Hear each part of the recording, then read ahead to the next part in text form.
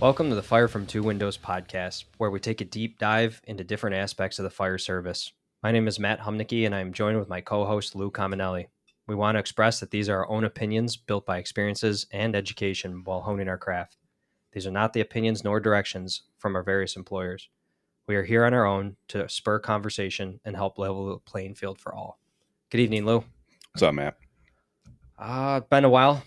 All summer, we kind of took a little bit of a hiatus. That was unintentional, I believe. We've been busy. Unintentional, but intentional at the same time. You know, For all the right reasons. Yeah, life gets busy. Yeah. A couple people had some new family members. Yeah. So they're off for a couple days. Filling in shifts, which I think everybody's trying to pitch in and fill in shifts where they can. Yeah, man. I mean, work's busy with shifts, just not busy the way we want it to be. But yeah, and even the call volume when you're there. Our last few shifts on my group it was like, I don't want to say all-nighters, but enough to keep you steady.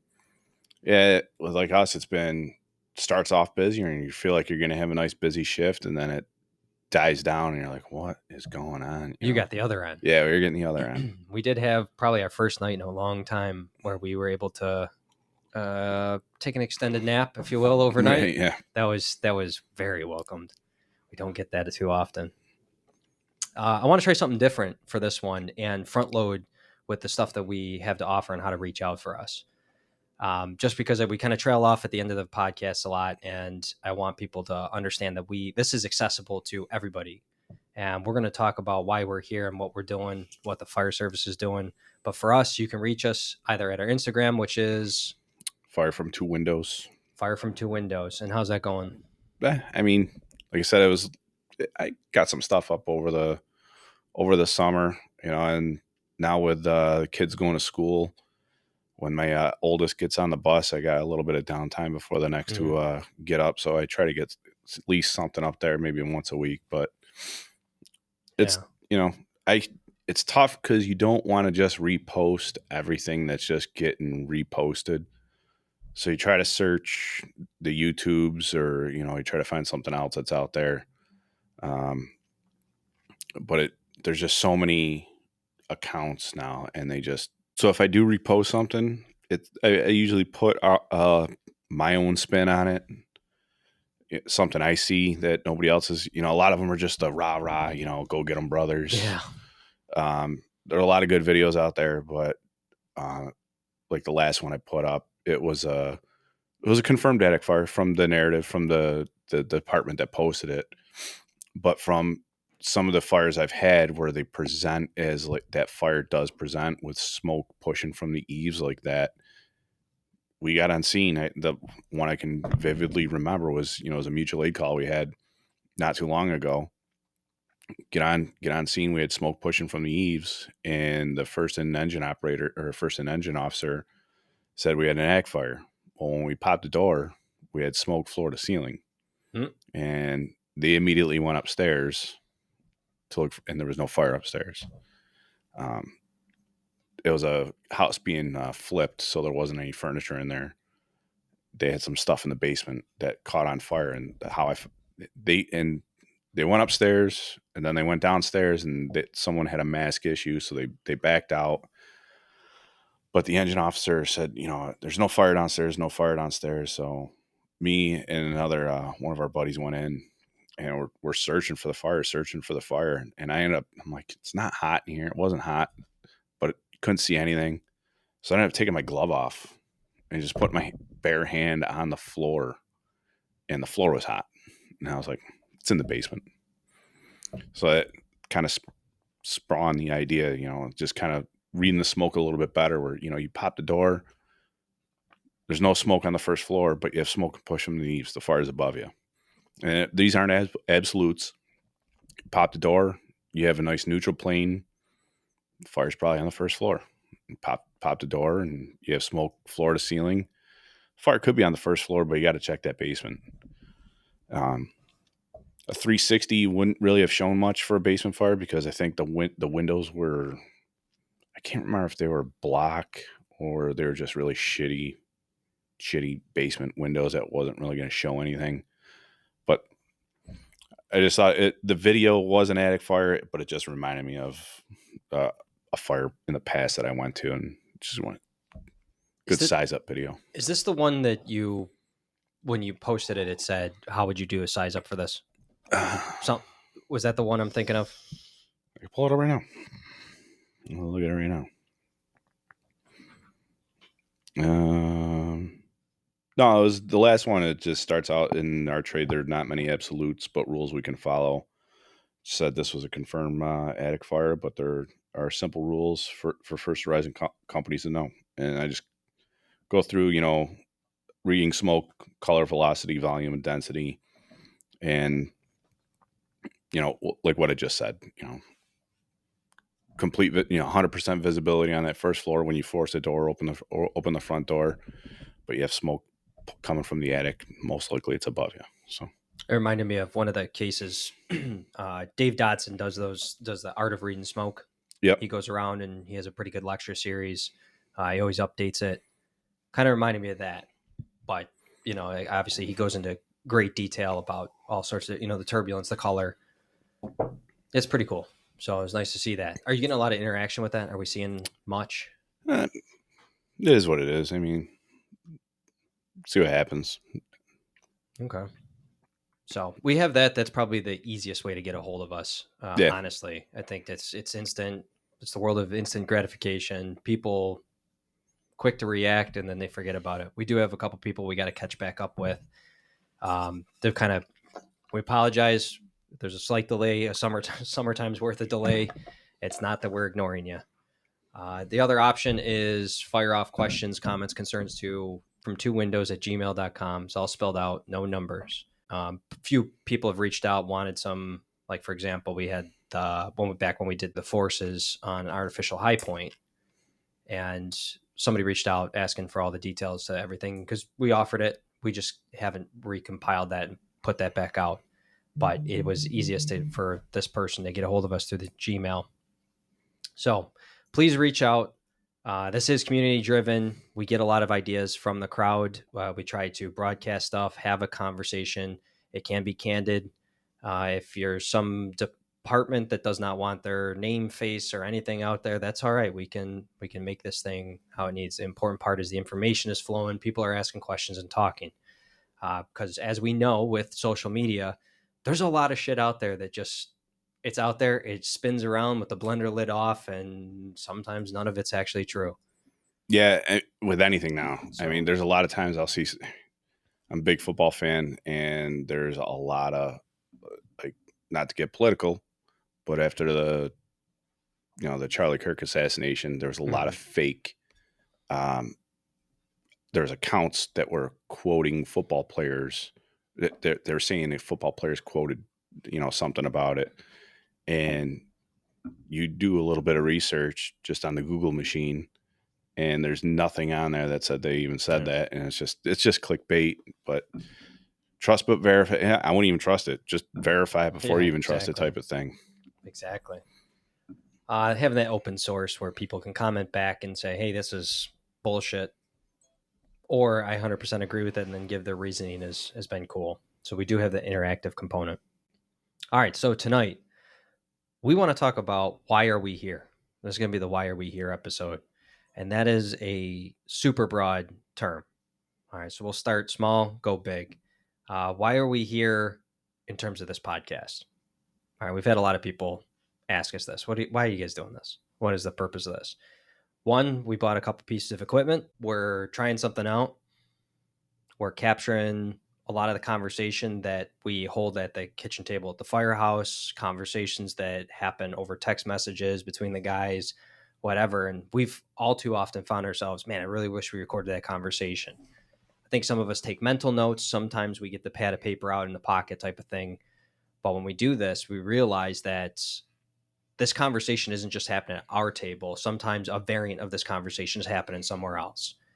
And when you see it pushed out online, like on Instagram, as we were just talking, turns out we all are having similar problems, but we don't know how to attack them because we've never all compiled it together and go, hey, you're having that problem? So am I. What did you guys do? Well, we haven't done anything. Well, what do you recommend we all do?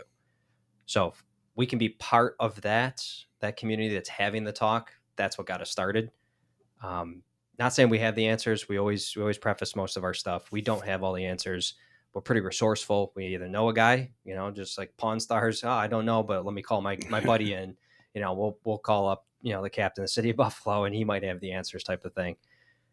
I like that community, and it gives us something to do. Feels more engaged with our career than maybe perhaps most careers out there. Not a lot of careers can say, hey, you can jump on a podcast, have a conversation about work talk. Imagine that you go home and you start talking work at, shop talk at the kitchen table. What does she say?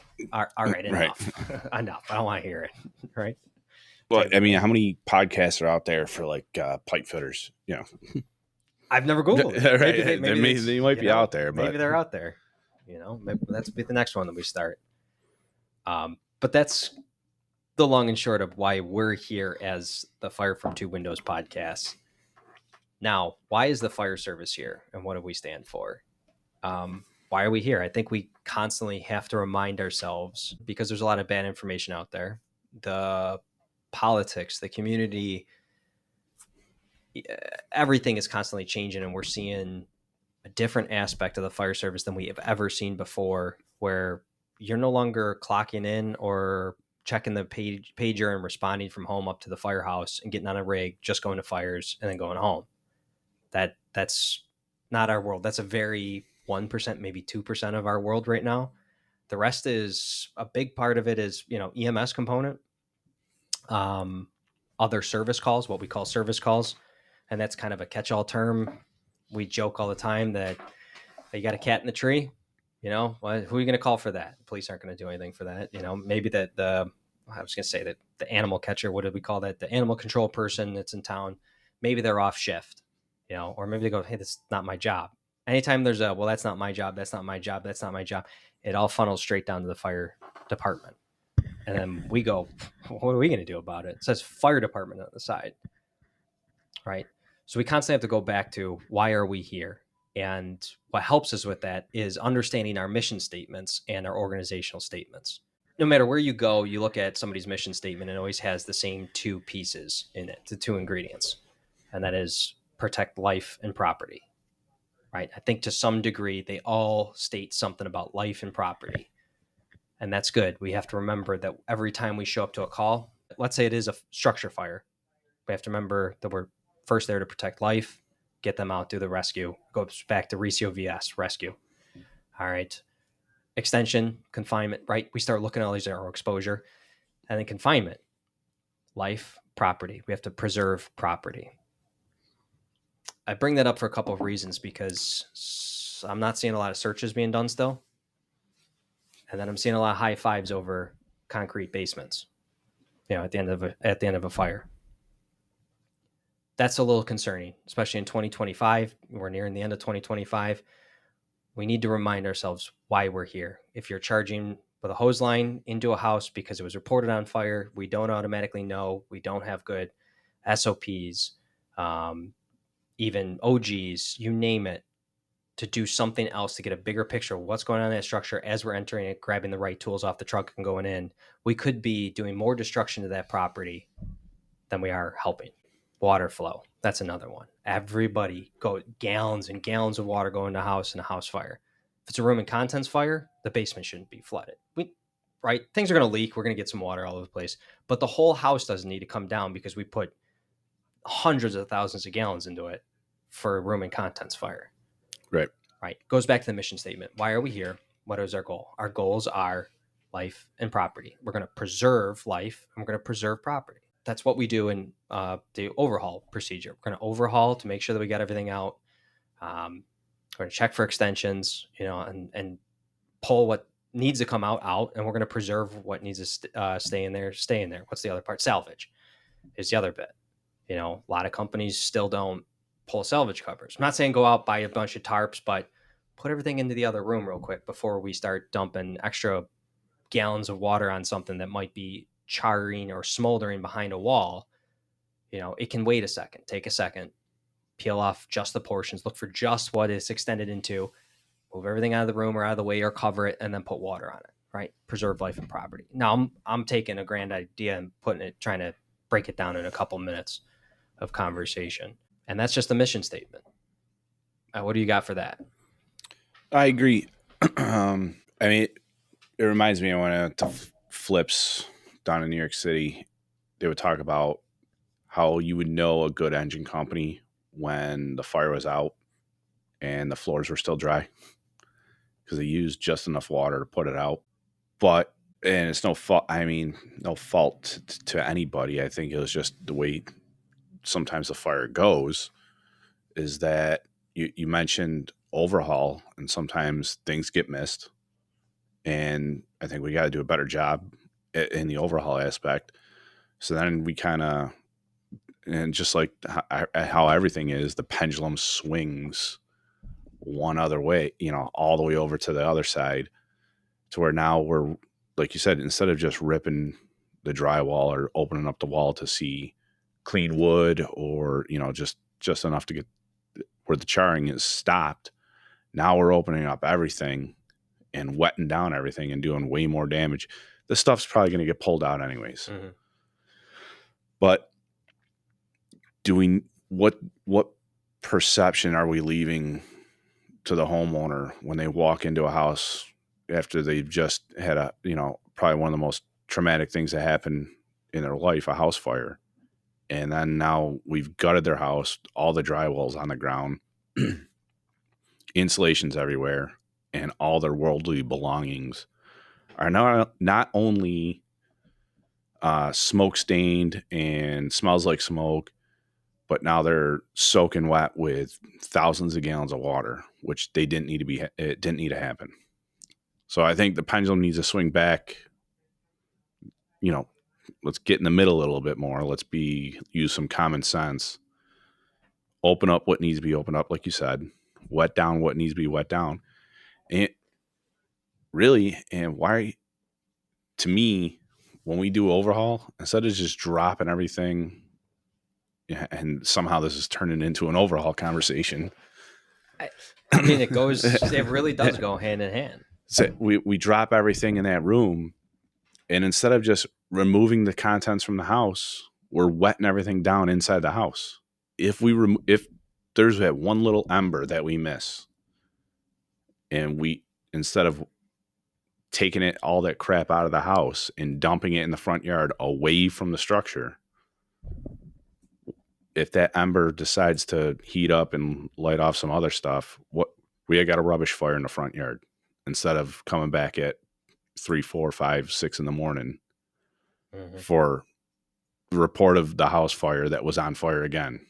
That's, what I mean? Nobody wants to hear that. You don't want to see that. No. The pager or the bricks or the whatever system you have, and it's like the same address for a rekindle.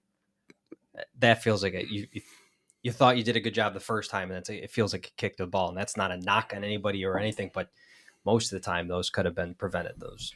Yeah, but I said, could we do a better job of preventing it? Instead of soaking the entire house, you get the chief officer, it could be a battalion chief, could be assistant chief, it could be the chief, it could be a captain that's left in charge after everybody's picked up, and he says, hey, let's just give it one final wet down. Well, all that stuff, while all the companies are there, while the 18 dudes are there, whatever your initial response is, before everybody gets packed up, why can't we just take all that stuff and get as much of it out of the house as possible?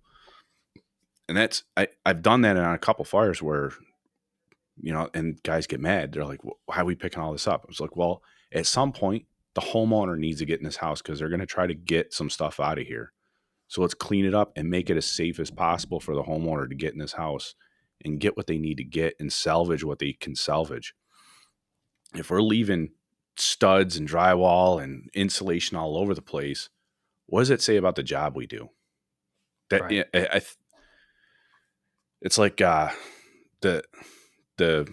website that, it's been around forever, VentEnterSearch.com, and, says the lost art of the fire service. It is, but I think salvage is truly the lost art of the fire service. It is. We have some good bosses at our place where it's at the forefront of their mind. So whether it's not just a box on their command sheet of, hey, let's make sure we check off salvage. they're just so in tune with that they will say, hey, somebody else, while the operation's still going on, somebody get some salvage covers, get that in there. Let's start pulling some stuff out before we do like a final wet down or a final pull, whatever. Especially a room and contents fire or something that might extend from one room into the other, which is really sort of still a room and contents fire. Let's not pull all the ceilings yet. Let's see what's to take a look in that room. The inside out fire that we went to, that was a good one where we did have fire in the rooms around this one basement. We'll call it the basement room had a ton of camera equipment. The room above it and the room to the next door to it were on fire, and we had to check in there for extensions. And before we started pulling ceilings, because that's what we do as a truck company, we go in there, we start poking holes, pulling ceilings, raking everything. Let's take some of this equipment out. It took 1 second for people to realize, oh, this is some expensive camera equipment in here. Start putting them in boxes. Let's get that outside real quick. It took an extra 30 seconds, right? 30 seconds made a difference of thousands of dollars of damage. Thousands. I mean, thousands. I was talking to the photographer, Justin, at training days during one of the breaks. And I just happened to ask him, I was like, and he's got, a couple backpacks full of stuff, lenses. And he probably, what do you think? He had 3 or 4 cameras? At least 2 that I saw, because I was kind of watching. I mean, he had 2 big ones. He had a couple small little, like your Kodak, little square cameras that you buy, for like $100. But I asked him, I said, how much equipment do you got right now? And he started going over it. He goes, probably right here in this auditorium, I got 25 grand worth of equipment. Packed into, what was it, like a 2 backpacks? 2 backpacks. Yeah. The lenses are expensive. Yeah.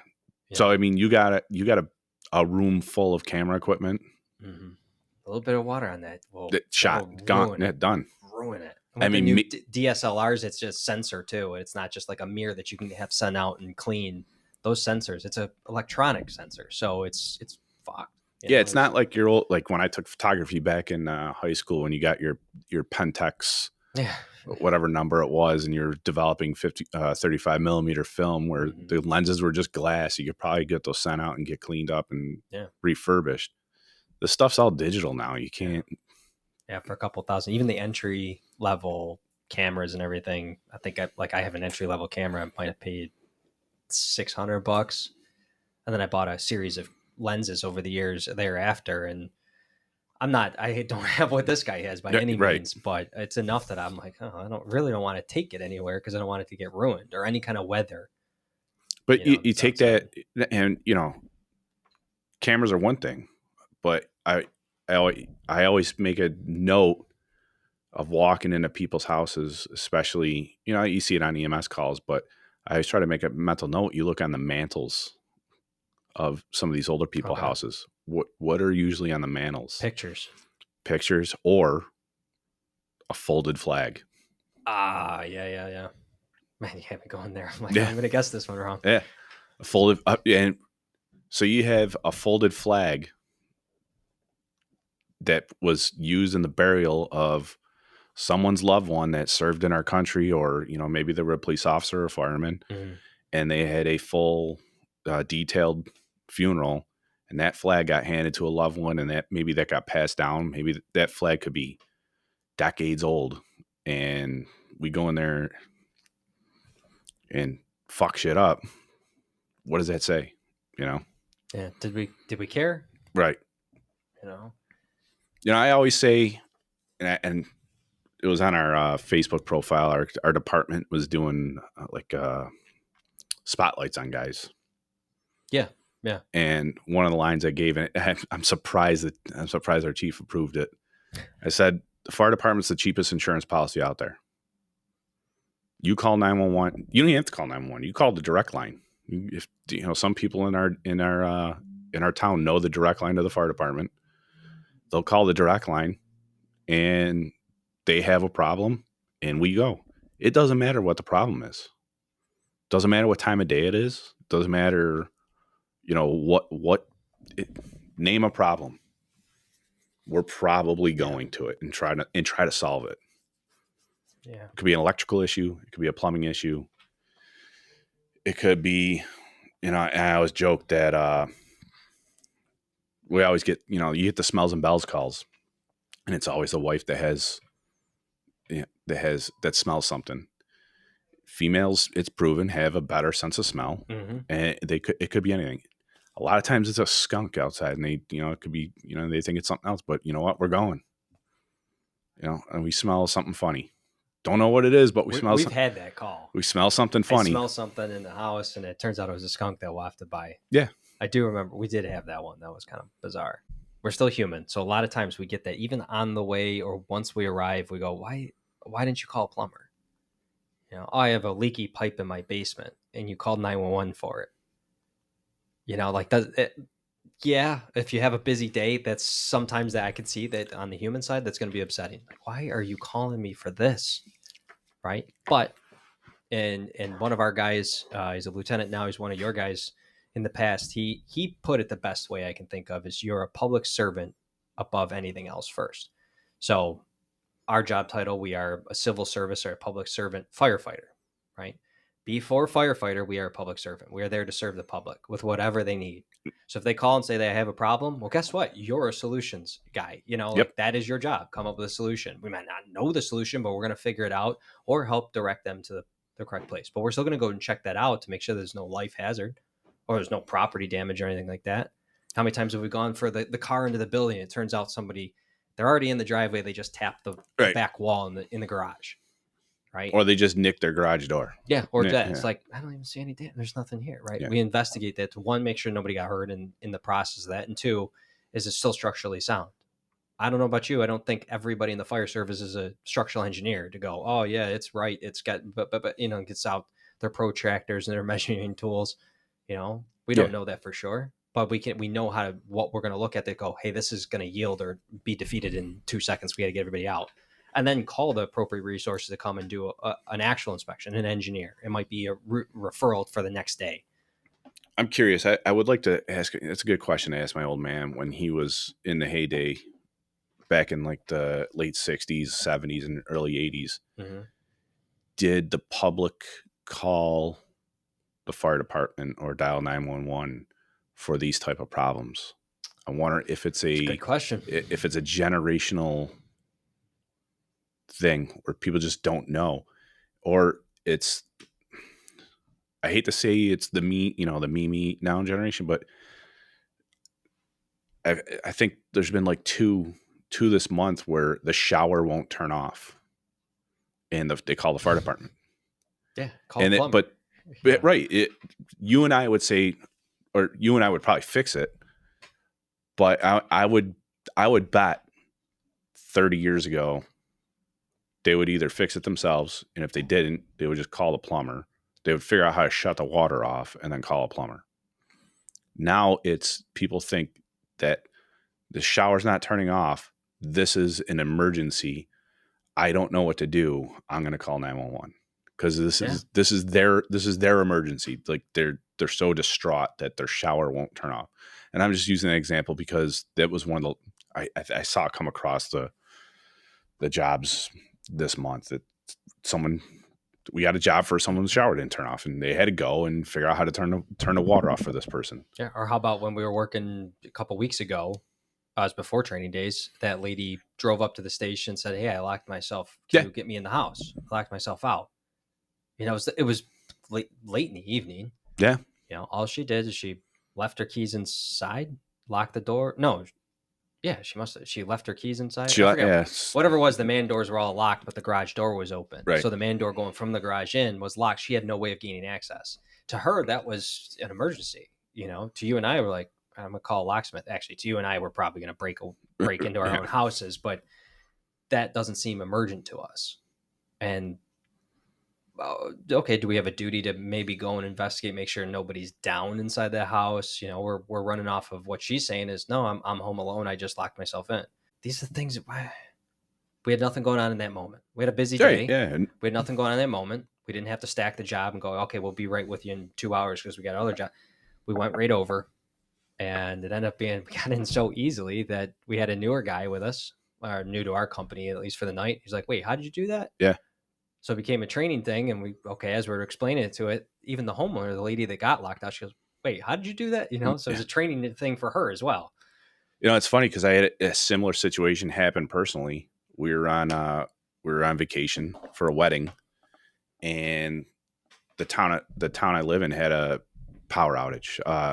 A massive tree fell on power lines. It took out power like the whole center. Yeah. So my mother was watching my kids, and we go through the garage door. The garage door runs on electricity, and the spare keys have been passed around all summer. Long story short, the keys were in the house. So who did I call? I called our buddy Shane. I said, "Hey, are you working?" He goes, "No, what's up?" I go, "Well, one, why is there a power outage in our town?" Because he's a career fireman, but he's also one of the battalion chiefs for the volunteer department where I live. And I go, "Are you working?" He goes, "No." I go, "Why is there a power outage?" He goes, "Massive tree fell, road shut down." All right, I need a favor. I go, "I'm in another state. I'm in a wedding. I'm probably like 5 or 6 margaritas in at this point." I go, "Can you meet my mother over at my house, and can you get in the side door of the garage?" I go, "I know the power's out, but my kids have school tomorrow, and all their school stuff's in the house," because they all came home from school, dropped their stuff, and then my mother picked them up, took them whatever kids activities they had to do.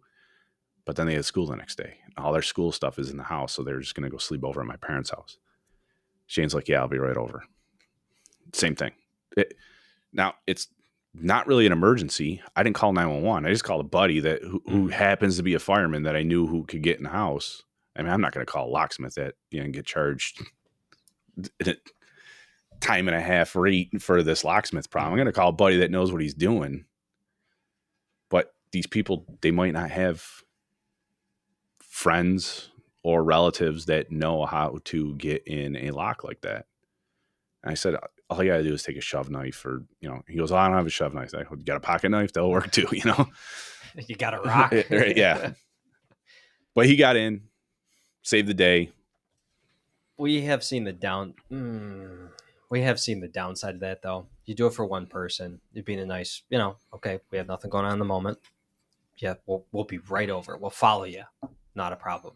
Takes 2 minutes. Nothing. Right? But then she tells the neighbor. Who tells the neighbor? And now they all have, it doesn't matter what the service is. Not everybody needs to be unlocked out of their house, but then that word spreads that, oh, the fire department does this, the fire department does that.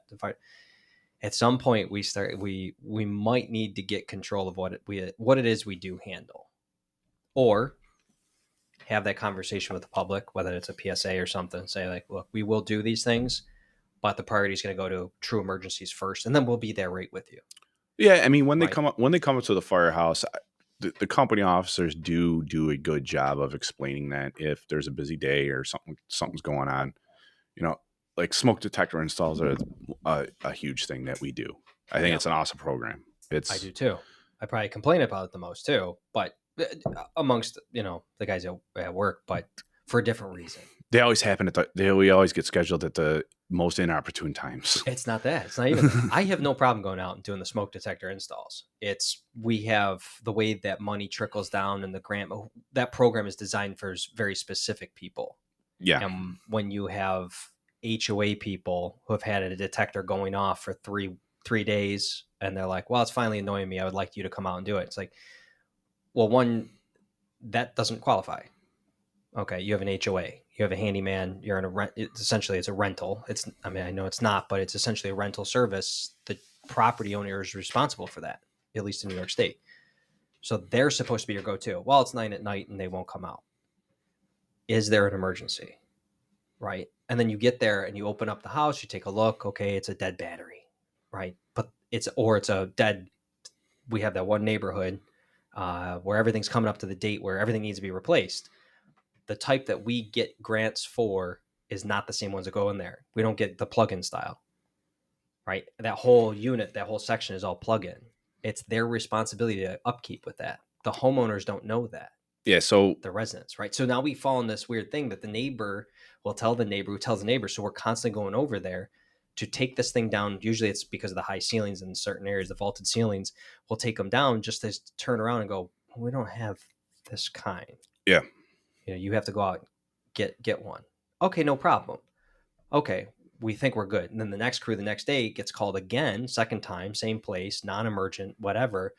Hey, I need you to put this back up on the wall. Yep. Okay, so now what we have here, you should have called the handyman that you already pay for, that's on duty, that's staffed at this location, right? Yeah. But now you're using the fire service. At some point, and it's happened once, we will be stuck on that call installing somebody who has a responsibility by another person that we're covering that responsibility, and then the emergent call comes in.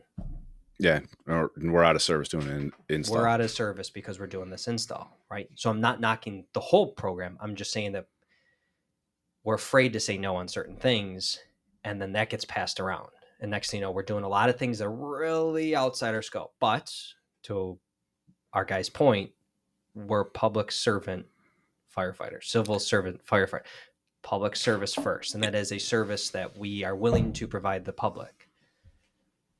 But we just have to be careful sometimes. Yeah, I'm saying this very, very lightly. I'm not trying to put opinion on it. It's just that we have been caught sometimes doing something outside of our scope, and then we're barred from doing something inside of our scope because we're stuck on that. That gets to me a little bit sometimes. But as long as we're not busy in the moment, or we can afford to ride over there because we don't have an active call going on, yeah, no problem. That's not that big a deal. Yeah. Even if it is 2 a.m. and we haven't gotten sleep at all, that's fine. I'm okay with that. And then so after our most recent one of these versions where somebody called in the middle of the night, somebody called in the middle of the night. Well, it's been chirping for 3 days. Why are you calling at 2 a.m? Yeah, because they can't sleep at that point. Because I can't sleep. Well, what have you been doing the last 3 days? Why today? Well, I couldn't get a hold of a handyman, so I called you guys. And then they tell their friend, "Oh, just call the fire department." So they skip the handyman and go straight to the fire department. That process, not the person, it's the process. I kind of have a little bit of a systems guy. We've pointed this out. I'm mentally handicapped when it comes to this.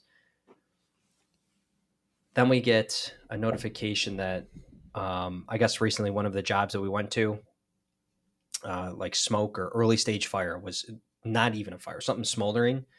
It was only recognized, the whole family got out, and the fire department was called ahead of time because of the smoke detectors we installed. It wasn't fire. It was a CO call. It was actually my group.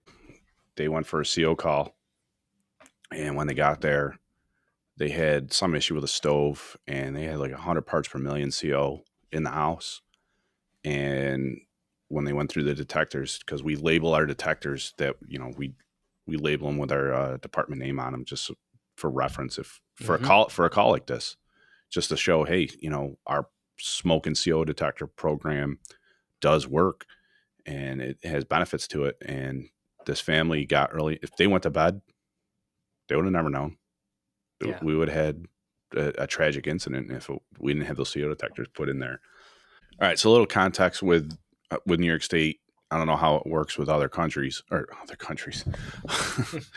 It might as well be at this point. Yeah, right. Other states. When Cuomo was our governor, I got to give him his credit. One of the good things he did is he signed into a law that smoke detectors have to have an tamper-resistant internal lithium battery, not lithium ion. It's not rechargeable. It's a lithium battery, and they're supposed to last 10 years. So what does that do for us? The whole change your clocks, change your batteries. We still do that public service announcement. But in New York State, if you buy a smoke detector at any of the big box stores or any of the home smoke detectors that we hand out, it's a tamper-resistant battery that's lasts 10 years. And the reason why I explain that context, because some of this particular track of homes and a lot of the newer homes now are going to hardwired detector systems, and they still have the 9-volt battery backup. One of the problems, we don't carry, like you said, we don't carry the wired detectors, but the way these townhomes are built, they have these vaulted ceilings, and they don't have, nobody really has a straight ladder, or even most of the homeowners are senior citizens, and not many have an extension ladder or any type of ladder that's going to get to this vaulted ceiling where they got to get this detector down. It's in the most inconvenient spot. It's they're 12 feet in, are probably 10 feet up in the air. And every time we go there, there's no point. These houses have so many. There's a detector in every room, on every level, and there's multiple detectors in the main area. It's an open floor concept of these townhomes, and there's a detector literally. And I hate using the word literally. This isn't figurative. This is literally. There's a detector 10 feet away, not even 10 feet, probably 1 foot into the main hallway that's going to detect anything. And every bedroom, I think the only room that doesn't have a detector is the bathroom, just because it would get set off by the steam. Yeah, and the kitchen section of the open concept. Yeah. Like that little kitchen corner. The other 3 corners have one. Yeah, even the laundry room has one. Yeah, and the basement. There's 2 and there's 2 in the basement. Yep. Now, it's not a bad program, and that's not where I was going with this. If you don't have a program in your department, look into doing it, because it is a great service. If you're looking at it from a place of, we need more runs, this will get you your runs if you want to look at it that way. But ultimately, going back to the mission statement of life and property, having that early detection, we have seen a difference of getting that early detection. People getting out of their homes early and calling 911, or waking up in the middle of the night. The downside is we're not going to as many ripping fires anymore. Right. But isn't that the point? It is the point. Right? Our mission is to not have a job. If you really boiled it down, to do your job so well at the preparation portion is you don't have to do anything with fire. Yeah, I mean, because part of our job description is fire prevention. Right. And when you go back to our mission statement, it actually is written right into that mission statement for our job. Yeah, our particular department has in there through education. I've sat on interview committees, and we always ask the mission statement. Do you know our mission statement? And the guys that are the guys that are on top of their game know the mission statement. And I've been in this department for 20, been paid for 18, and I can't rattle off the mission statement. I actually have it pulled up.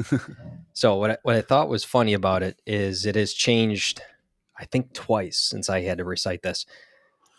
Emergency service organization, which provides fire, rescue, and emergency medical services to a diverse community. That part has not changed.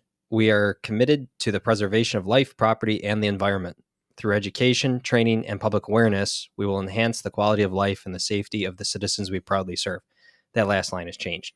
But we have right in there training, public awareness. I think that slightly there was ultimately it's education and prevention is built into that. That's part of our mission statement. What is it that we're out here doing? We're doing this. Why are we doing this? Because we don't want you to have a fire in your house. Right.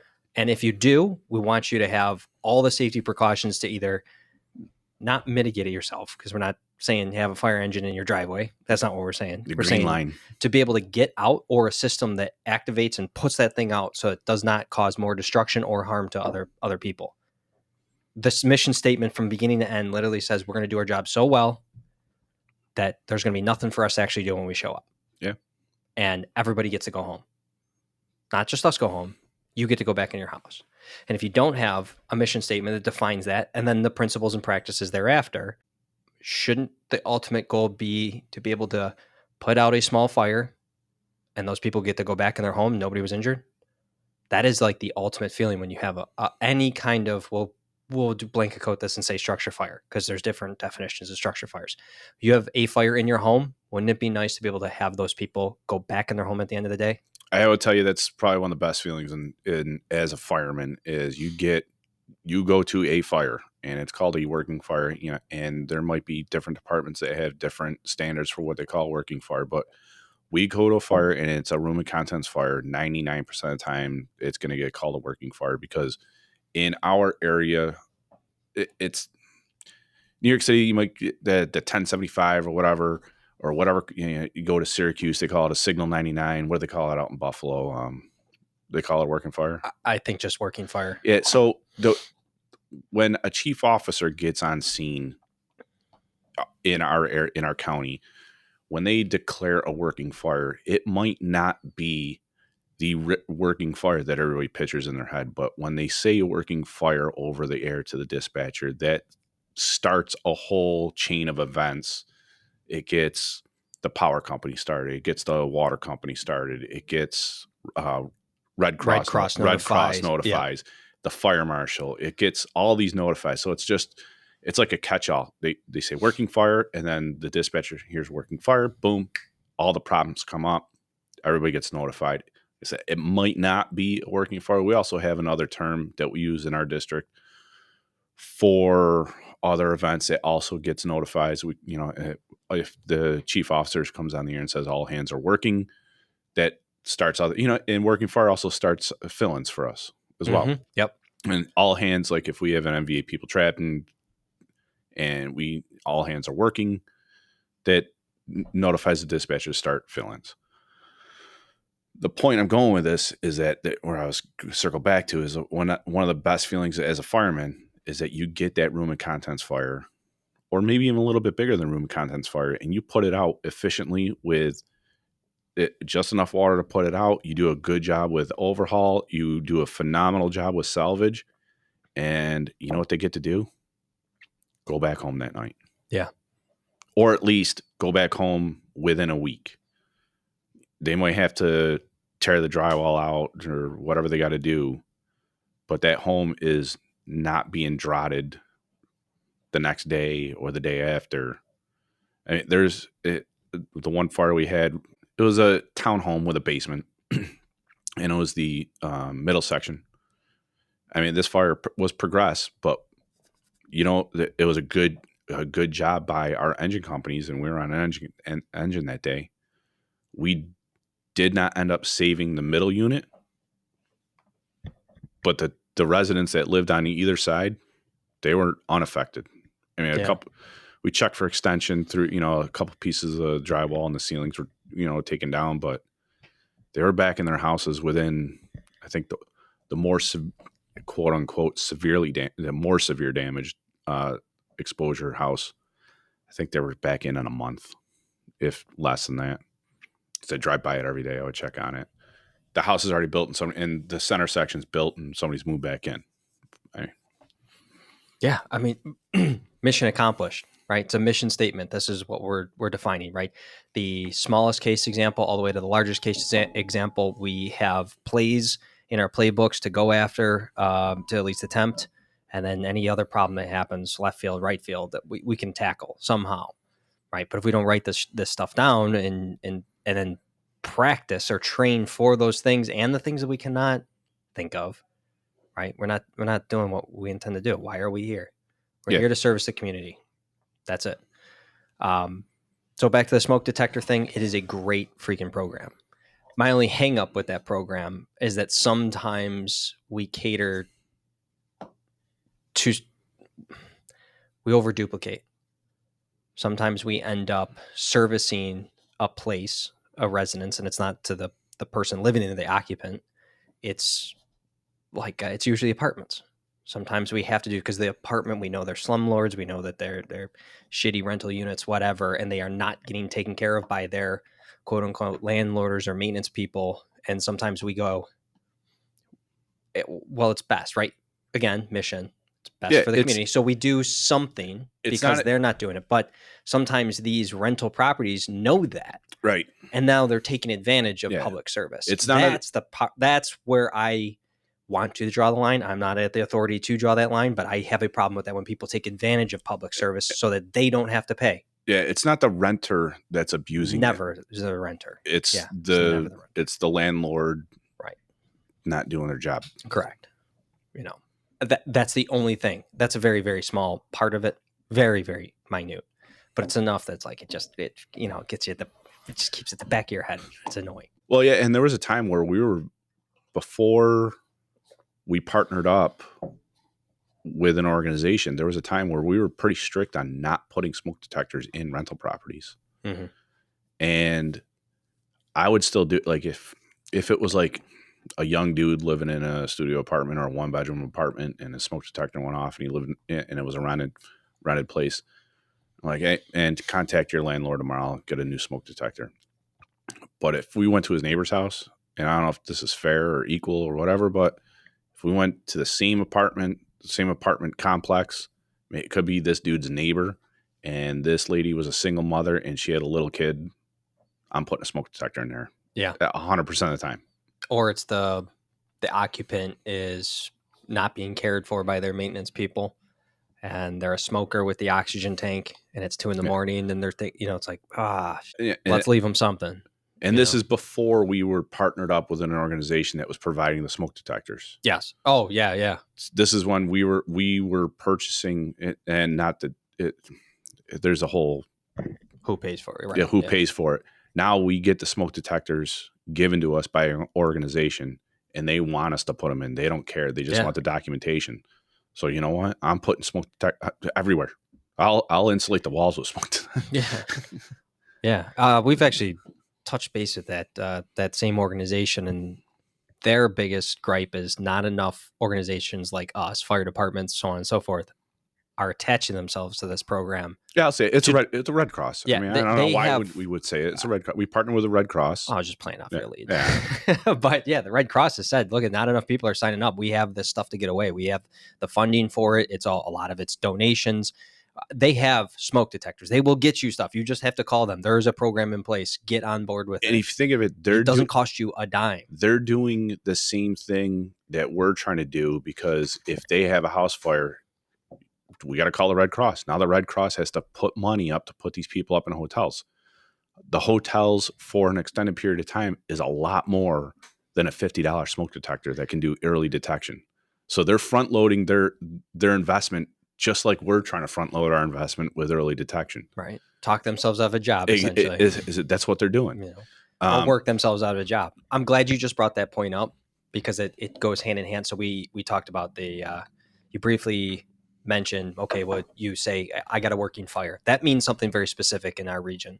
When you say working fire, bam, all of a sudden you get this process that happens immediately, essentially a true computer-aided dispatch. Working fire, you hit that button, okay, it populates. You're going to get this, these many companies, these many engine companies, truck companies, this, and Red Cross is on there. I think you're giving our dispatch software a little too much credit.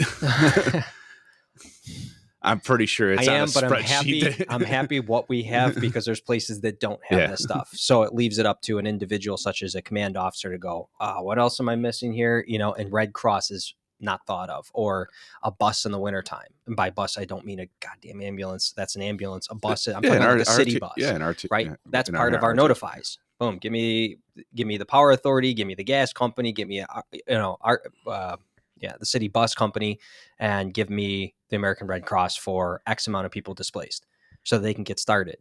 Just as we front load like you said, our investment, it's not so that we don't have to do more work later. It's so that people can get out and have a place to stay. Hopefully it's their own residence, but secondarily, it's the Red Cross if we don't get them started. Now, a lot of places, even in this state, don't even think, I should probably call the Red Cross. Yeah. Right. So they don't call the Red Cross when they're needed, and they don't put smoke detectors in place, but they're going to fires. Yeah. Right. Why are we here? Right. Because we want to go and take pictures in front of a burning house that we're not going to save. I'm being very, very cynical. No, going to fire is what everybody. It is awesome. If you're a fireman, you should want to go to a fire every shift. Hell yeah, that's what I signed up for. Multiple fires a shift. That's what I would love to have. But that's our job. Our job is to put fires out. But if we're doing our job correctly and doing our job the best way possible, we shouldn't be going to ripping fires. We should be going to the pot on the stove, maybe a cabinet cooker. People get out. Something that never got out of control. Right. I mean, it's never going to be. We're never going to have a zero sum. It's never going to happen. Right. Just like a line of duty deaths, we're never going to get to a zero sum in line of duty deaths. But we're going to do everything we can do to prevent it. Right.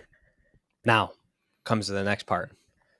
The organizational statement, or org statement, however you want to put it. And we have a mission statement. That's when we're up and running. This is what we do. This is what we stand for. This is how we're going to put stuff in place. An org statement helps keep you in business.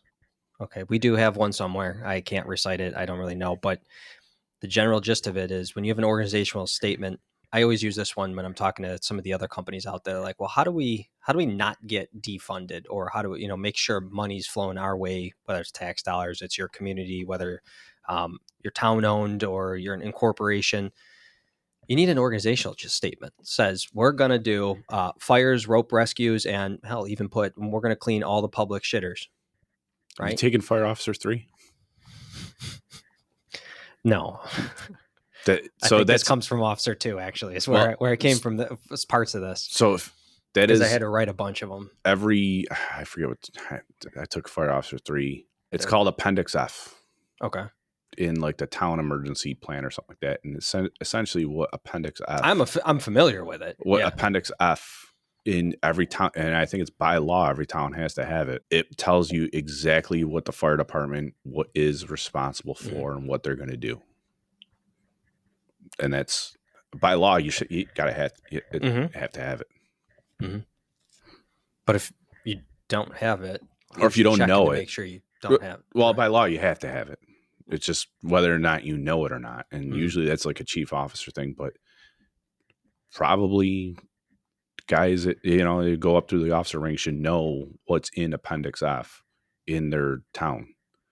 What's kind of funky with our situation is that we have 2 Appendix Fs that we have to abide by. Right. Because we cover another portion of another town. We service another town. Yeah. Essentially, we service 3 towns now. Yeah. But without that, so that kind of helps keep your funding for your mission statement as well. Right. Because if somebody goes, where am I going to cut the budget this year? Well, let's take the fire department. They're not going to any jobs anymore. They're not going to so many fires. Well, yeah, that's, if we look at it correctly, well, that's because they're doing it so well they don't have to, right? But on the another side of how we're going to divvy up the funds in the community, and we go, well, the fire department, they don't seem that busy, so let's cut some funding there, right? Or let's get rid of them altogether. Let's merge. Let's change, right? You can always go back and be like, wait a minute, you signed this thing. See the organizational statement? It says right here, we're going to do the X, Y, and Z, and when it says we're going to clean the porta potties, who's going to clean the porta potties?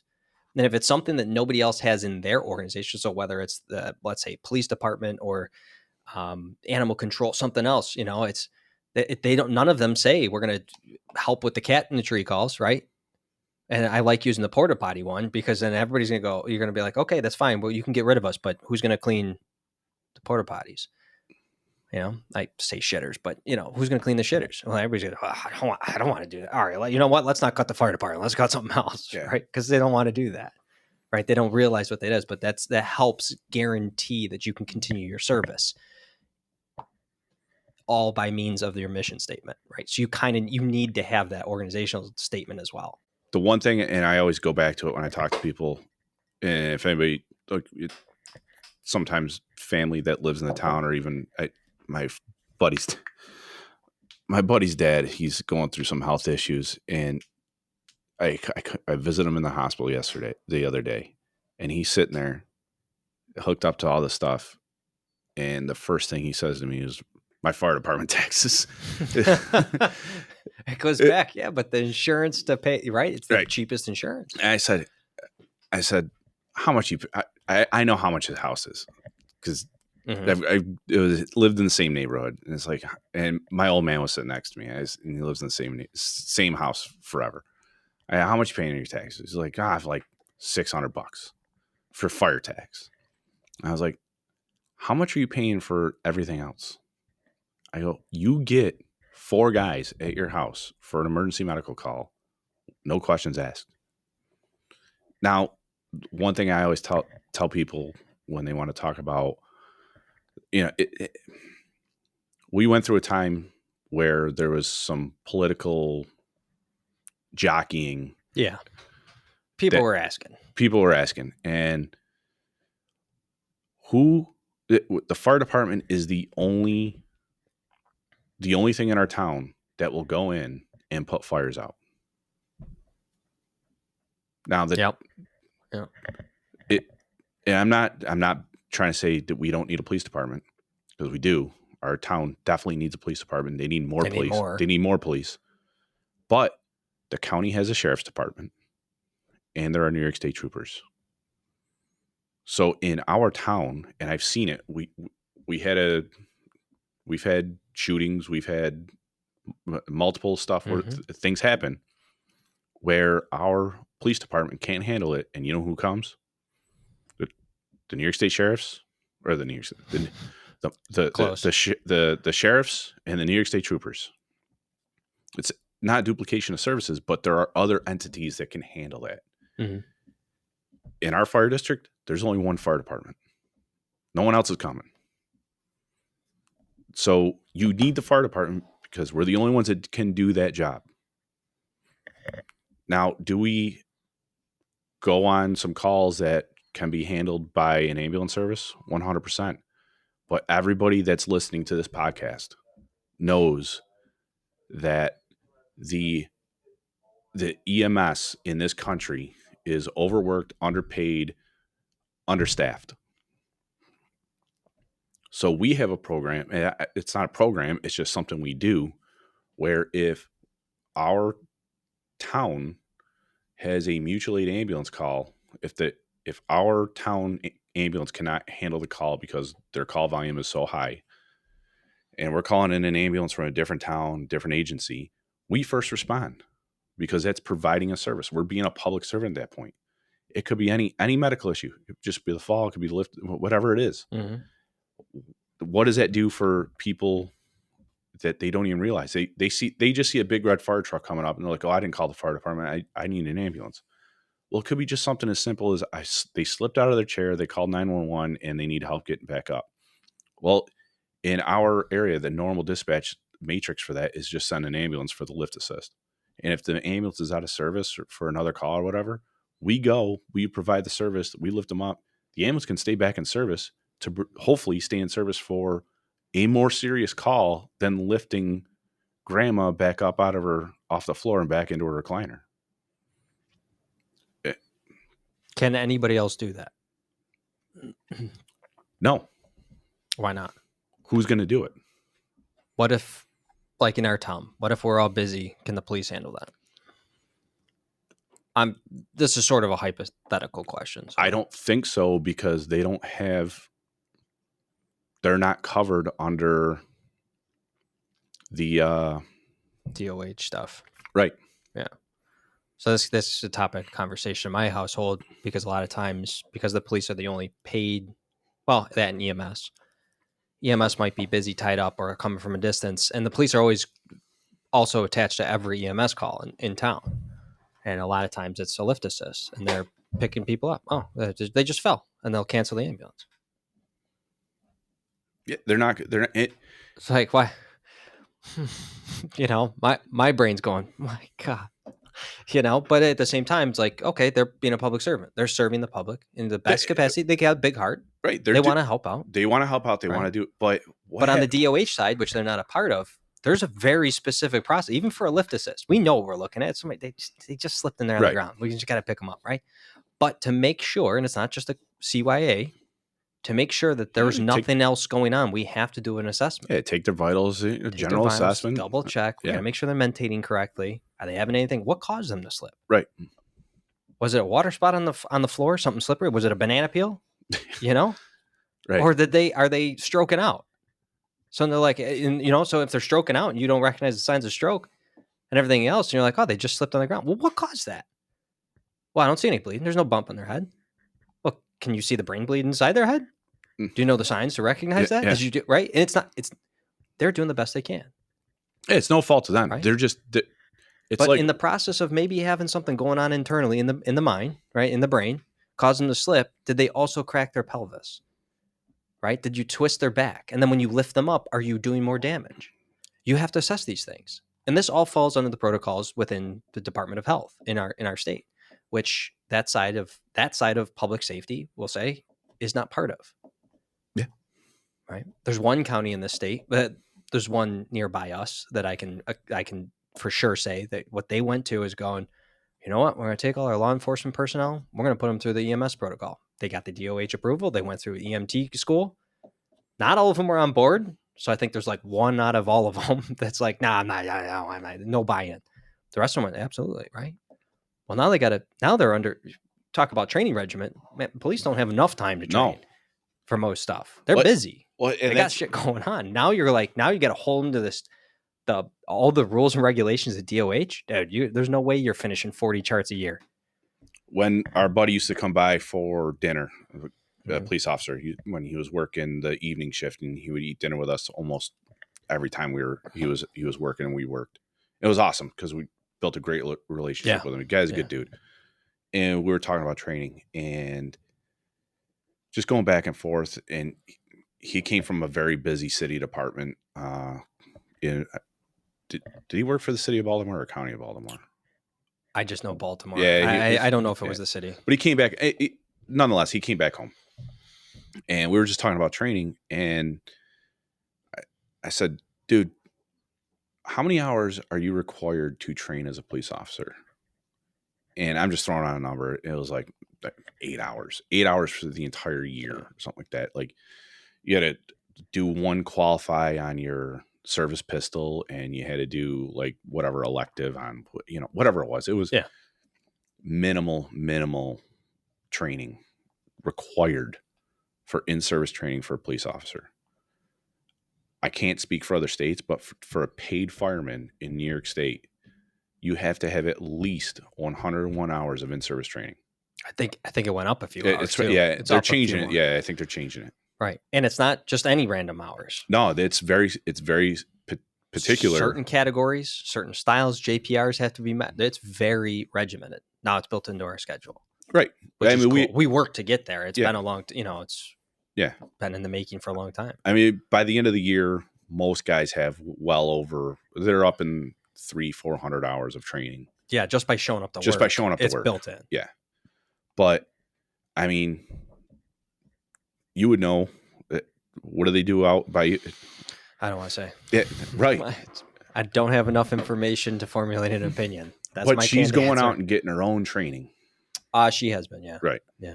Which is awesome. She's been doing as much as she can. And now she's gotten into the fire investigative realm, which requires a whole nother realm of training that she has to have. And they're trying to go, now what do we do? And annual training for that. Annual training, right. Yep. So now they're trying to figure out the policy making in that because it's new to them. Yeah. It's new. There's a lot of new things. But going back, right? They're just being a public servant. Yeah, they're just trying to help. They're trying to help out. But here's the thing.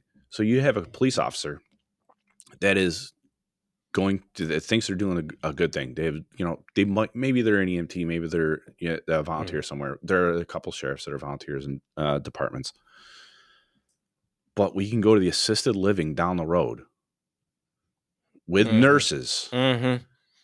And their resident falls, and they're not allowed to pick them up because of their policy. But they're a nurse, right?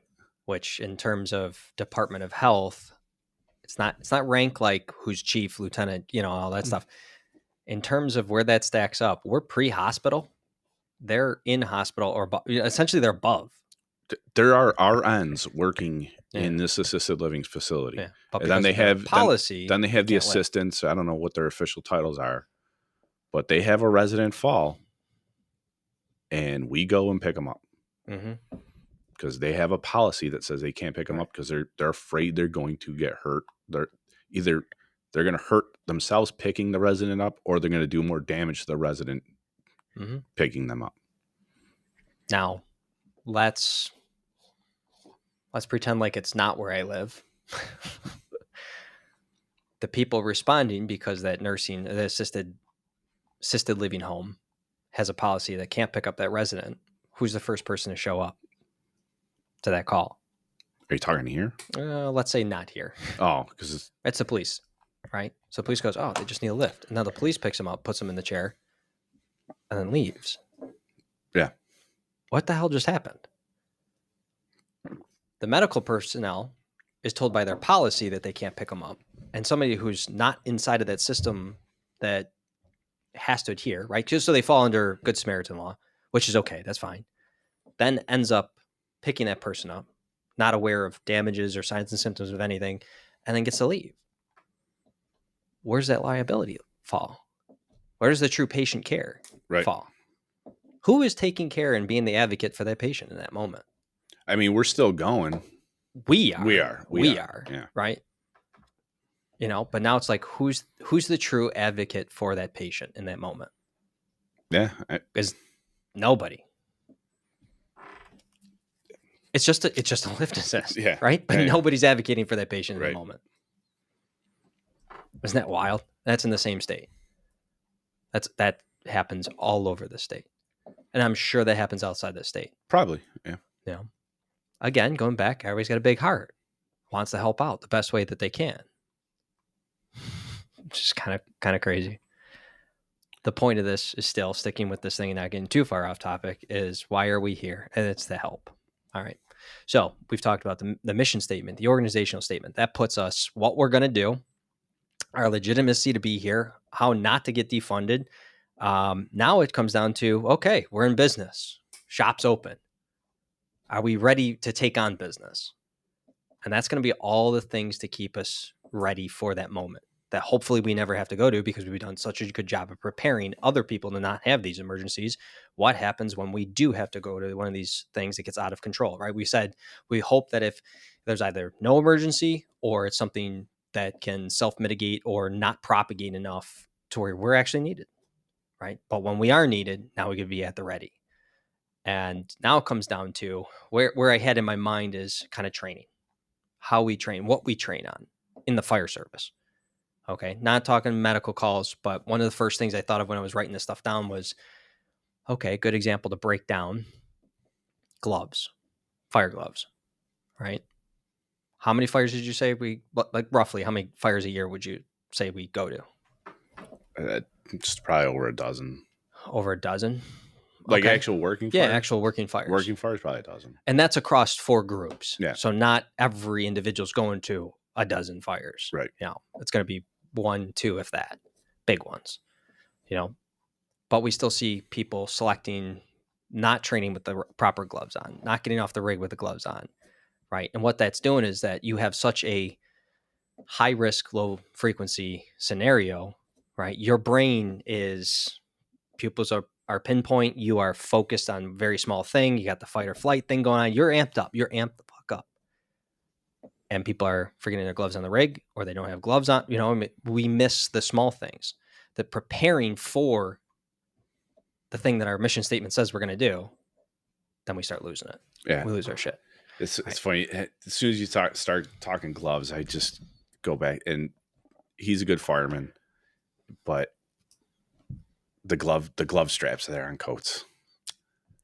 Glove straps is on my list right here. It's actually right there. It's written glove straps. Bad example, glove straps. Oh, I freaking hate glove straps. Why do you have glove straps on your gear? This is my personal opinion, but why do you don't have them? But why would somebody put glove straps on their gear? Because they're not wearing their gloves. I don't know. I've never. So if you're going to a call that requires your PPE, why are your gloves tied to your chest, pocket, whatever, and not on? You've deemed it that you've needed your PPE. Right. A completely different. We're talking about why we're here, and one, to me, that's just an entanglement hazard. Just having something else dangle off your coat. Okay. But 2, this is before we had our bailout kits in our pants, and it was back when I really didn't know what I didn't know, and I was just following what the senior guys are doing. And when I say senior guys, I'm talking about the volunteer senior guys. And this is back in 2005. We had the old Shelby leather, the big blue leather gloves that you couldn't do anything with. You put them in your bellows pockets in your pants. That's where they stayed. And then when you need them, you put your left glove is in your left bellows pocket, your right glove is in your right bellows pocket, and you pull them out, and that's, you can put them on. I think it was very soon. I think it was probably after I went to the academy.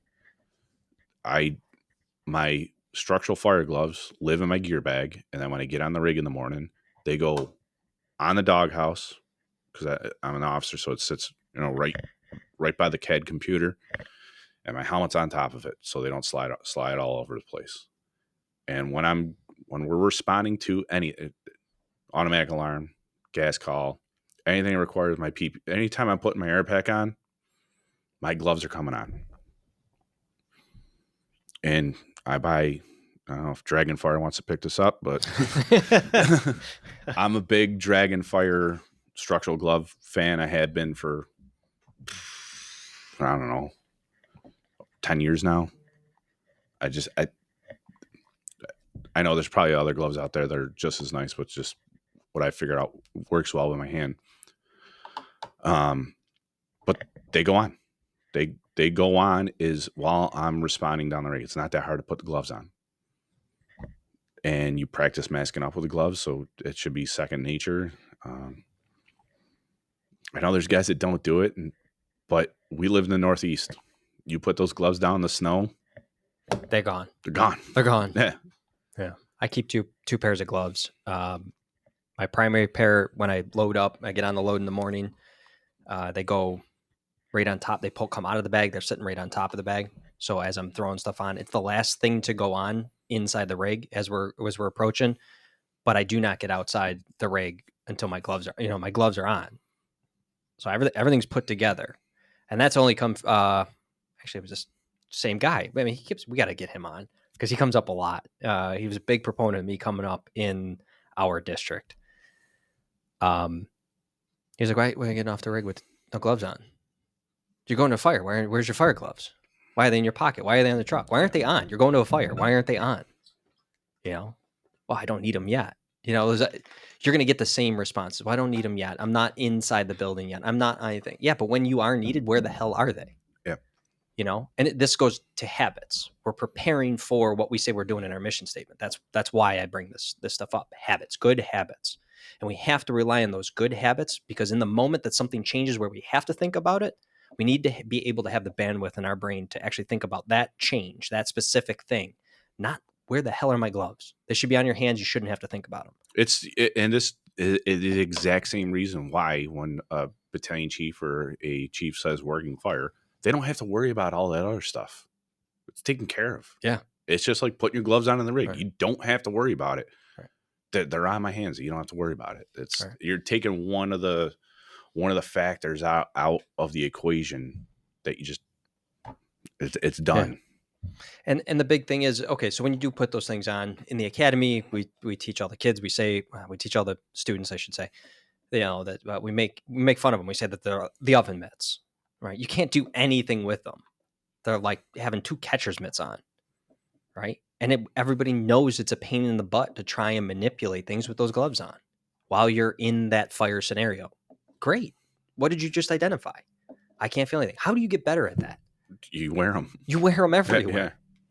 Yeah. So when you're packing hose, why aren't your fire gloves on? Well, then they're going to be soaking wet. That's why you have two. Yeah. Dry them out when you get back to the station. And that's why we have gear dryers. You got gear dryers. Yeah. You don't got gear dryers? You get a solo cup, cut the bottom open, jam it up in the hole, and set it on top of the radiator. Boom. Someone up at the North Side Engine House has they took like a PVC pipe. Drilled a bunch of holes in it. See, fireman engineering right there. Right? Practice with the gloves on. So you don't have to think or worry about, I'm not going to be able to feel inside that building. You know that already. That's a known. Right. That's not an unknown. That's a known. I can't feel around with these freaking gloves on. So get used to not feeling around with your gloves on. A great place to do that, the kitchen. We have hot pans. We have cast iron pans, which somehow we've had guys burn their hands. I take that back. I've burned my hands on that damn thing. Get the oven mitts out. That's what they're for. Go get your fire gloves. Hopefully they're clean. Right? Clean, whatever. Doesn't matter. Put those on. Practice manipulating things all the time. You're polishing the tools in the morning. You're cleaning stuff up. Why aren't you fire gloves on? Even working out with your fire gloves on. You could do that. We're getting in the realm of wearing gloves while working out. So I'm just messing with you. Yeah, you could. Why not? Now it's not so uncomfortable when time is needed. It's actually of the essence. Now you're not going to make a mistake or lose a tool or slip because you're not used to wearing gloves. Right. I'm not talking like chuck and iron, like the days where you just want to do deadlifts and squats and, throw iron around. I'm talking, you're doing the functional stuff. Maybe you got kettlebells, fireman carry. Yeah, you got a farmer's carry. Yeah, you got a quick 30 minute. You got 30 minutes to kill in the gym. Yeah. You want to get something done quick. You get the sledgehammer, you get the tire, you throw your gloves on, you get the battle rope out, you get the sled out. And it's wearing your gloves more is going to break them in to where they have more dexterity. That too. Yeah, that too. You're firing up the saws in the morning. Use your fire gloves. Yeah. Well, why would I use that? We're gonna get them all dirty. When else would you be using that saw? All right. Oh, at a house fire. Oh, at a house fire. You got the nitrile gloves on in a house fire? Then why are you wearing them now? Practice. I will say, So you don't got to think about it. During the academy, because they would give us the shittiest gear back in the day, and we would put EMS gloves underneath our. But that's underneath. Yeah, that's underneath. It was underneath, not just because our hands would be so fucking wet. Yeah. I remember. I don't know if I talked about this on a previous podcast. We still had. They gave us rubber boots for the academy, old school rubber boots, which I like rubber boots, but I'd rather have leathers. But the rubber, just from crawling around and doing, the drilling every day, it wore a hole somewhere in the boot. And I don't know if you remember the training ground. This is before they revamped it back there.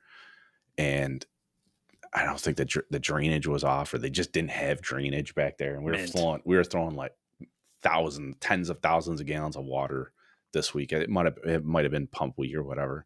So it was just puddles everywhere, and our boots had like 3 inches of water in it. I experienced, was it jungle foot? Like trench foot? Trench foot, yeah. I took my sock off at the end of the week, and my socks were adhered to the bottom of my foot. That's disgusting. It was. That is so gross. It was like that for maybe a year. And it took a vacation to the Outer Banks and like walking on the sand to finally get my feet back to normal.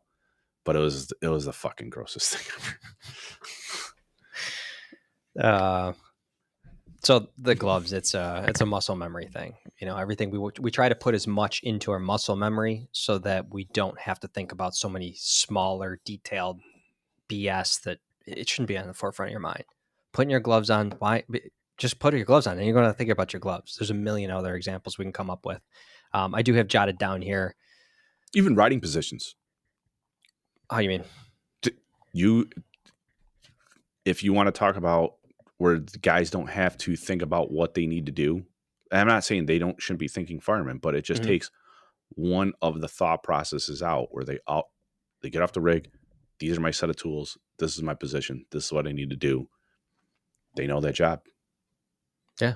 Expand that up. It's the same thing you were saying. The chief doesn't have to point and shoot for every single person or apparatus on it. Second due engine. Yeah, this is what they're going to be doing. They already know their role. Yep. Yeah. Second due truck. You're going to the seaside on a commercial. You're going to the seaside. Right. That's a policy. You don't have to think about it. That's your job. That's what you're going to do. So that we can be fast but efficient. All right. So the whole thing comes back muscle memory. How does it equate to mission and all that? And that's just so that we can take the small stuff, make that. We'll just categorize that as stuff we don't have to think about, so that we can think about the changes, anything, the conditions that do change, and how to react to them when needed. Right. Most of it is just taking the extra thinking out of it, because we're not going to have the ability to think in the moment.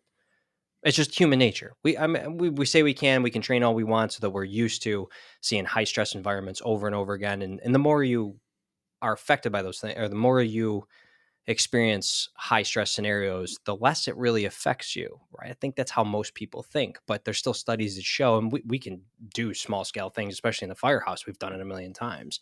You put a little stressor on somebody, and then they go, oh, they can't think straight, right? And they may not recognize it. A small example of that, and this is more the mental side of the game. There was a recent drill that we were running out by me. It was for the county gig. The company that was working that night wanted to practice search and rescue, doing searches while a hose line was advancing to the fire room. Okay, and they specifically wanted clutter conditions. So we did just first floor burns and keep changing up the environment a little bit, just ever so slightly. The burn room didn't change, nothing like that, but it was just create a scenario where they were stressed out a little bit more and had to really navigate a hard path. But the main intent of that was getting that search crew in to find a path, clear it, find the fire room, do whatever they had to do, really get what we would call truck work done, for a primary truck crew in there and doing their job. So it was easier for the hand line to advance and know where they had to go. I thought it was a really cool idea. because they added that clutter condition. I said, well, how far clutter? They said, do what you got to do. Okay. So here we go. What we got. One of the things that we had in there was a refrigerator. All right. Now there's a hallway door. It was the only access to get into the next hallway that led to the fire room. And everybody knows this path. So the doorway itself is smack dab in the middle of this wall.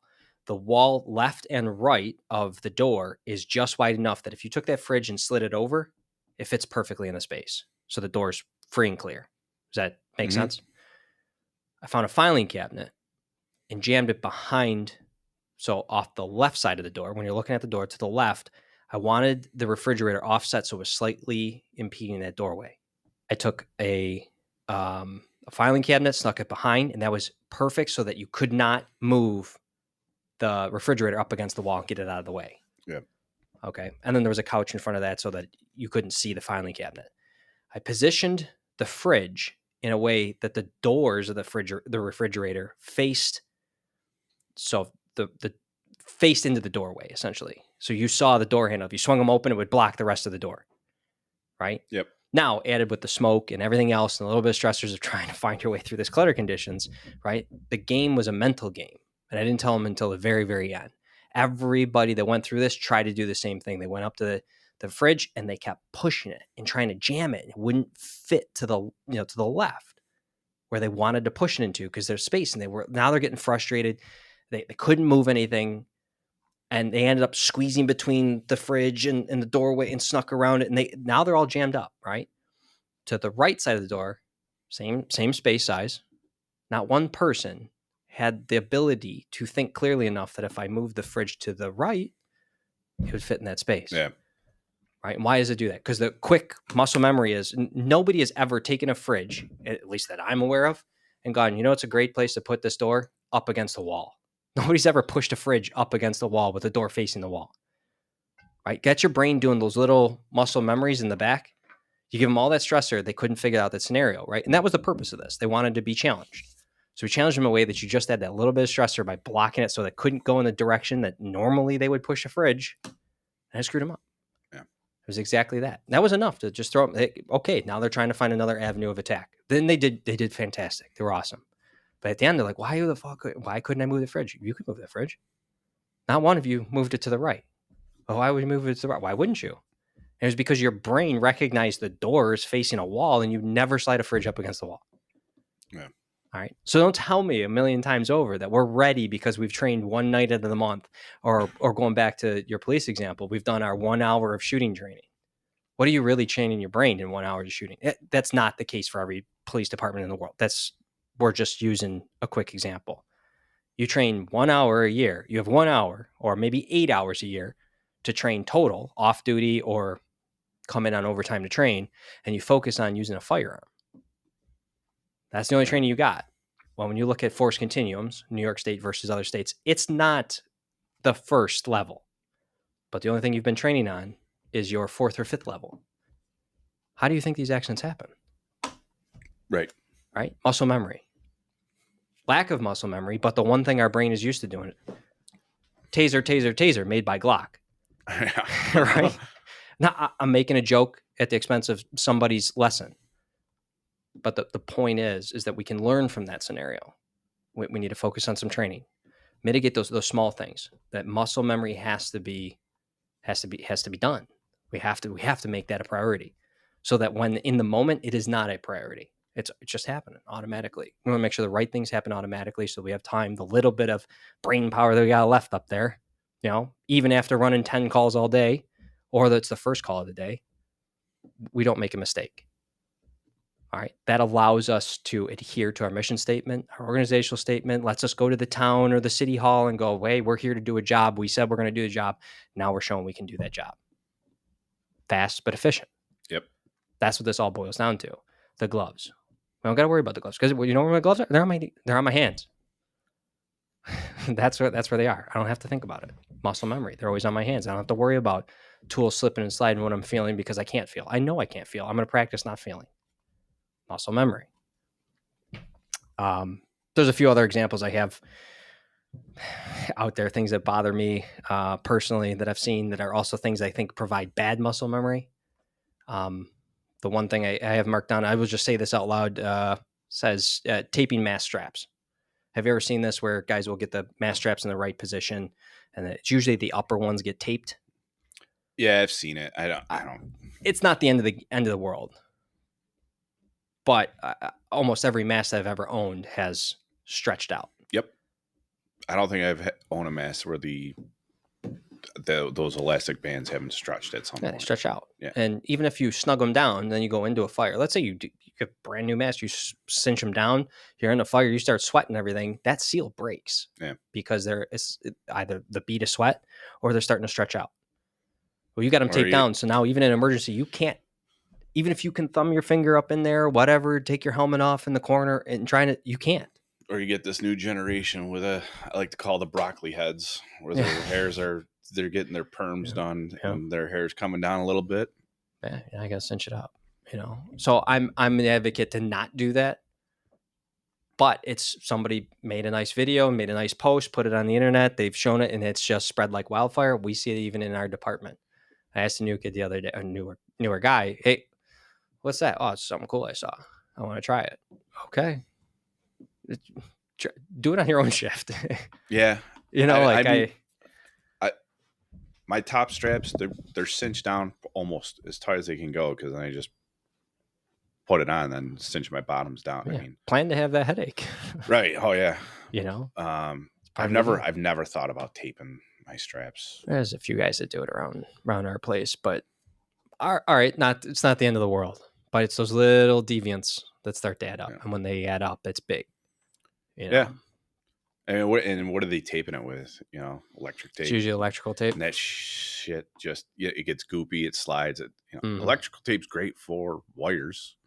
It's great for a lot. I use electrical tape on everything. Yeah. But, I mean, the leather suspenders I have, the way they're manufactured, they don't have like a holder, a take up or something for the extra slack. Yeah, the extra. So we were just talking about this. So I used electrical tape, and it lasted for maybe a month. And just because of sweat and everything else, the adhesion in the glue just kind of got goopy or whatever, and the leather just slid right out. So now it slides out. Plus, then that stuff gets on your uniform too. So I think probably hockey tape would probably be the best for that. But so that's small scale muscle memory. On a large scale, how we can prepare for these things is pre-plans. It's part of our muscle building, right? It's our mission to make sure that if there's an issue, we can mitigate it as fast and efficiently as possible. We do a lot of pre-plans in our district. That is a great way to go out in your community. One, it builds a community relationship. The fire department's here. They see you all the time, especially all the businesses and everything. You go out, you're not out there trying to hit them with a fine or anything like that. You're not like truly inspecting the building. You're looking to see, hey, what do you have? So we know how to gain access to this. Any problems you might have, any intricate doorways or machinery that we have to navigate around. This is all part of our pre-plan. So anytime there's an issue, we know, oh yeah, I know there's all these CNC machines right inside this west door or something. Well, then it's also I mean, we call it fire prevention, but it's good for the business owner or the landlord that owns the strip plaza or whatever we're going to pre-planning. We get a call after hours, and we might have a discussion with them about having a set of keys that we use in a Knox box. Yep. So then we don't have to force the door at 12 and, or they don't even have to come out. Hey, you don't want to come out at 2 a.m. for the automatic alarm. Here's the brochure on the Knox box system. You can throw your keys in there. We can come investigate it. You don't have to do anything. And we can lock your stuff back up. And we'll lock your stuff back up.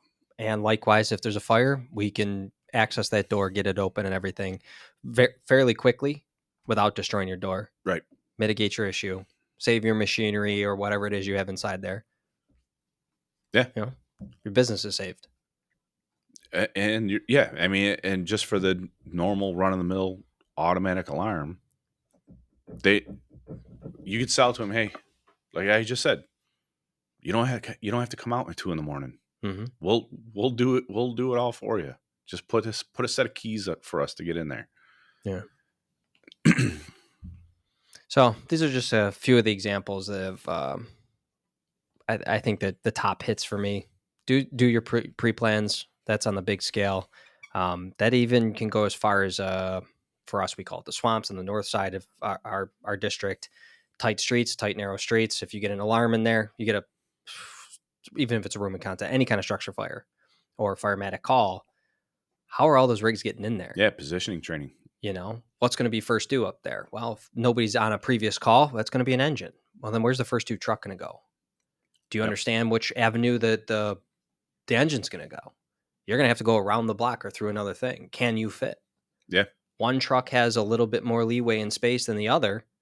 So now it's that second due truck. Or what if that other truck becomes first due truck because we're on another job or they're in that region training, that area training. So right. they become first due truck. We've talked about, because the lots are so small up there, second engine could possibly hit a hydrant on the other street and stretch through the backyards. Yeah. That's all pre-planning. Right. We know how to get fast water. Exactly. Yeah. And because you put an engine down that street, you're not getting by it. Yeah. How tight it is. That's also one of those neighborhoods that we regularly hit with what we call the sound the alarm. Sound the alarm. I was going to say ring the alarm. Sound the alarm. I think that's a song. Ring the sound the alarm. We go up there, we go door to door and say, hey, we're out here. We have this grant. We have this funding. We have this program that we can install smoke detectors. Would you like us to take a look? Right. Oh, gee, no, I'm pretty sure you guys did last year. Well, we can come in anyway if you like. Most people are receptive to it. Yeah, why don't you come in, see if I got. We find that some places don't have any. We've put up a lot of smoke detectors in the area. Yeah. So now add all this stuff together, right? They get early detection. Their smoke detectors go off. Let them get out of their house. They call 911 immediately, 2 a.m. Everybody knows how to get into that neighborhood, that tight spaced neighborhood fast. Get water fast. Get off the rig. Get in that house. Search that structure. They know how to do it fast. We don't have to worry about where we're getting water, how we're coming in. We don't have to go, Chief, where do you want me? Well, I want you to come down, the other neighborhood, come in the back way. Why don't you? They have all these water issues. Will somebody take their rig, go over to the next street over, try to see if that hydrant works. Oh, Chief, this hydrant's... It's all pre-planned. Well, just getting in the house, doing the smoke detector. I mean, we have chances with going in on EMS calls to do a informal pre-plan, especially when we got a guy in there, hey, Yeah. It's one thing I've been working with my new guys. We get out of the houses. All right, tell me where the stairs are. How many bedrooms were there? Stuff like that. And EMS. Then you go in and see if you're right. No, I quiz him after. Okay. Just to see if he was paying attention, or whatever. Because he's concentrating on the EMS call, but I want him. Yes, that's true. I want him to see if he's got situational awareness on other stuff. But on the EMS calls, you might be able to see. Oh, I didn't know there was an in-law addition on this house. I didn't know this was. There's a house at just north. We went there for. They moved in. I think it was a smoke detector issue. We went in there and I'm like, I didn't know this house was that big. You would never know this house was this big just looking at it from the outside. But the sound the alarm detail gives our guys another chance to go in these houses and see stuff like that. Like, holy crap, I didn't know that there was an in-law. I didn't know this basement was finished. I didn't know that, and then we can put it into our job card system. We find it, and people can do whatever in their houses. It's their house, but they put a bedroom in the basement without an egress door. You wouldn't know that. If you do a 360, you see an egress door, you see an egress window, all right, the light bulb goes off in your head. There's probably someone living in there. There's some sort of livable space in the basement. But if there's not, and you get the teenage kid that you just run out of room. The housing market is what it is. You've ran out of space. They build a makeshift bedroom in the basement without an egress door. We go and do the sound alarm detail. Holy crap! There's a bedroom down here. There's a whole apartment for their 21-year-old kid that just got out of college. It's having trouble finding an apartment to rent. He's got a whole apartment down here. They're not renting it out, so it's nothing like. It's not illegal because it's their family. It's their son. It comes in the garage door, goes straight downstairs, and we can put that in our job card now. It makes our job easier. It's what we're here for.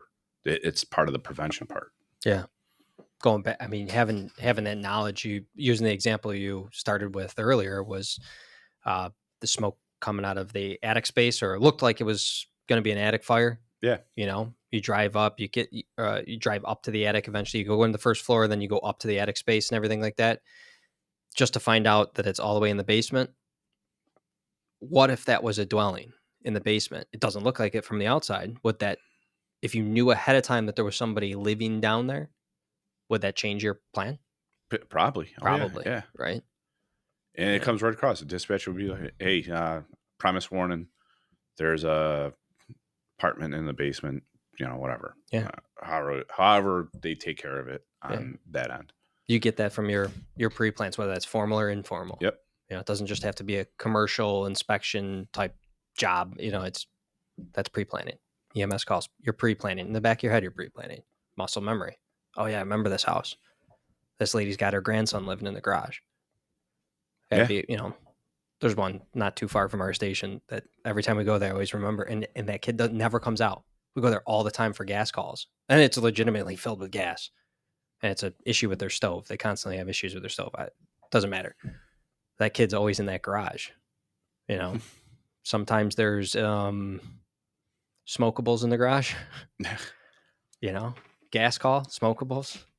Kind of nice to know that going in. There's an apartment complex that we respond to where I haven't been there in a while, and we were just recently there, and there's 3 buildings, 2 are connected, one's a standalone building, and they're all built the same. So if you're looking at just the one standalone building, there's 8 units in this apartment building, 2 up, 2 down on each side of the building. If you split the building in half down the middle, but there's only a common door there's a common door in the front, a common door in the back, and the common door only reaches that half. Yeah. And I haven't been there in a while, so I just kind of poked my head. I'm like, I forgot about this. Yeah.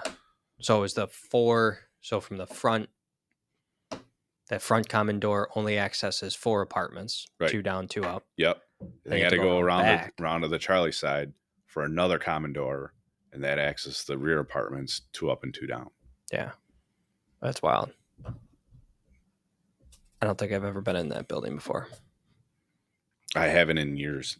So I was like, when we went to that call, I made it a point. Like, I got to get in here. I haven't been in here in a while. Yeah.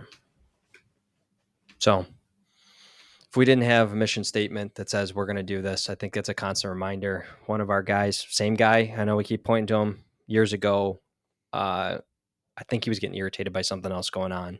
He went around and printed our mission statement, had it laminated, and he put it on all the doors. I think it was more for back when he was volunteer, but he wanted to drive that point home.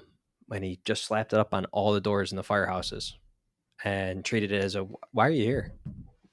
Yeah. It was more of a social issue at the time. Why are you here? You're here to do a job. Yeah.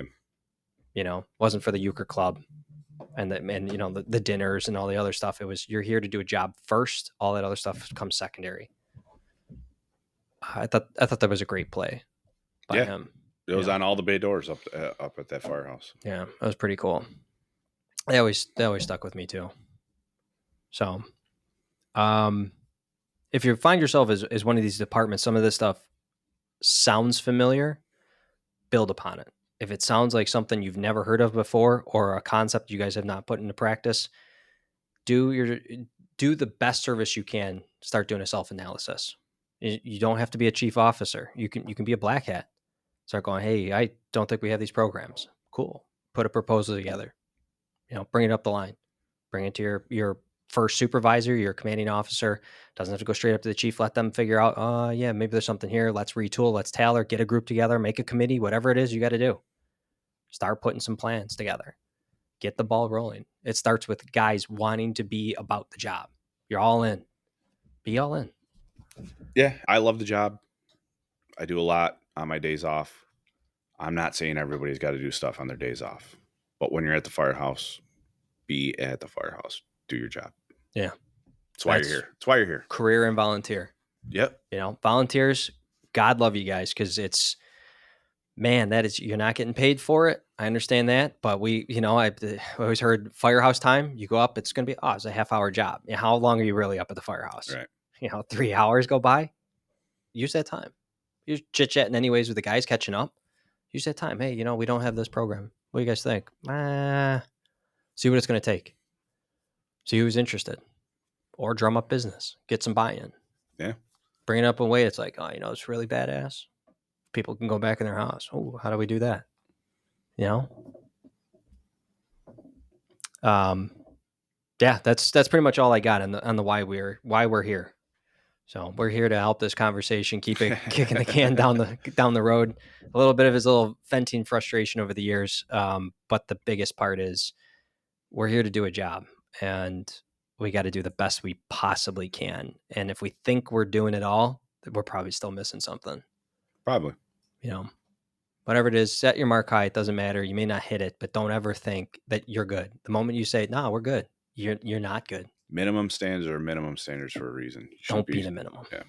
Definitely don't be below it. But don't be the minimum. Don't be bare minimum. So, anything else you got? No, I think it's good. I think we should do if we can think of a summer recap for our next one. I mean, this is kind of, we had a lot going on. Yeah. And I do want to capture some details about the training days. Yeah, that was a good time. Yeah. So we'll save that for another podcast. Yep. All right. So we got some interesting stuff going on with our county. We got some class drills going on. So maybe we'll talk about that as well. Yeah. Should be a good experience. I'm glad to get back doing a podcast, trying to get more on the Instagram and big time. Yeah. All right. If nothing else, everybody stay safe.